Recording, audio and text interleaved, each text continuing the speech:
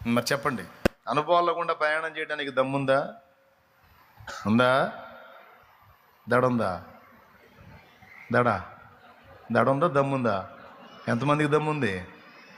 కోతలు కొయ్యటంగా నిలబడాలి, సొరకాయ కోతలు ఎంతమందికి ఉంది? బలిపీఠం ఎక్కే దమ్ము ఎవరికి ఉంది? దేవుని చిత్తమునకు తమ్మును తాము అప్పగించుకునే దమ్ము ఎంతమందికి ఉంది? ధైర్యం ఎంతమందికి ఉంది? మళ్ళీ ఒక పాట గుర్తొస్తుంది, పాడేదా?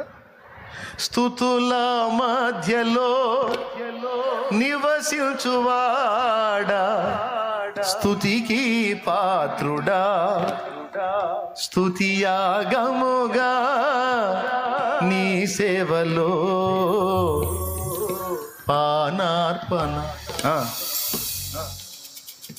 ప్రాణార్పణ చేసేదా. బలిపీఠం ఎక్కడానికి సిద్ధపడాలి.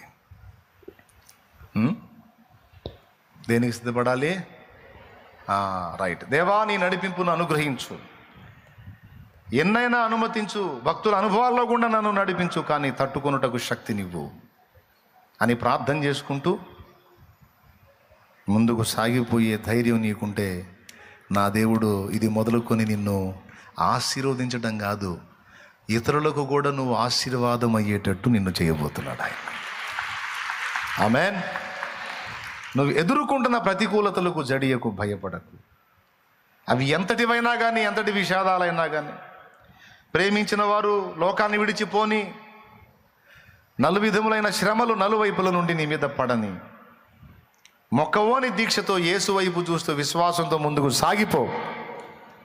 నా తండ్రి తగిన కాలం ముందు నిన్ను తప్పకుండా హెచ్చించి ఆశీర్వదించి ఒక ఫలభరితమైన పాత్రగా నిన్ను మారుస్తాడు. అప్పుడు నువ్వు దైవజనుల్లాగా, దైవజనురాల్లాగా నువ్వు కూడా ఇతరులకు ఈవిగా మారిపోతావు. రైట్.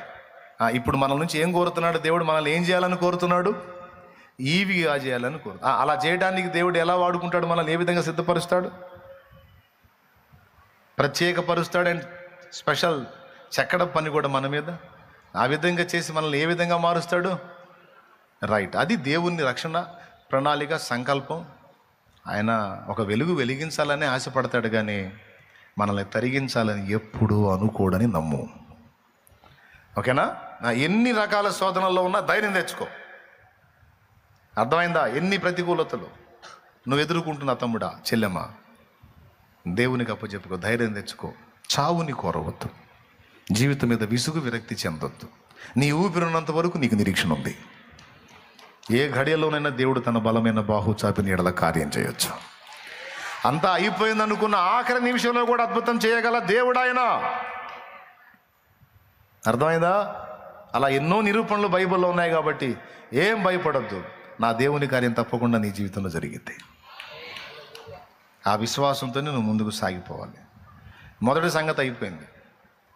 దీనికి ఏం చేయాలి? మనము ఈవుగా మారినట్లు